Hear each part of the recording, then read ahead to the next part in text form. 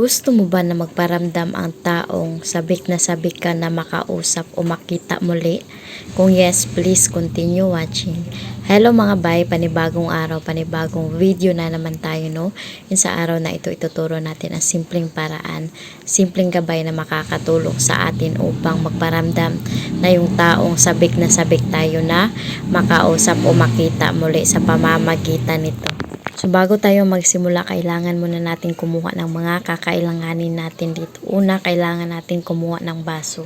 So sa baso natin, maaari kang gumamit ng plastic or glass, and pwede din yung mug, basta sa iyo talaga yan, okay? So yan yung gagamitin natin.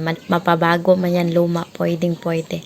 And pangalawa, kailangan natin kumuha ng panulat at saka kailangan natin kumuha ng papel para isulat natin ito, para ma-memorize natin ito. Kapag natapos na, ang i-make sure mo is anong araw, oras ba natin ito gagawin. So dito, maaari mo siyang gawin ng Friday talaga, okay? Friday. So kahit anong oras, basta Friday. And kapag natapos na, isulat mo lang ito mga bay. So pangalan, apelyido, tapos magparamdam ka sa akin at ramdamin mo ang pangulila ko sa iyo ng buong buo. I claim it, I claim it, I claim it. 3 beses may sulat ang I claim it.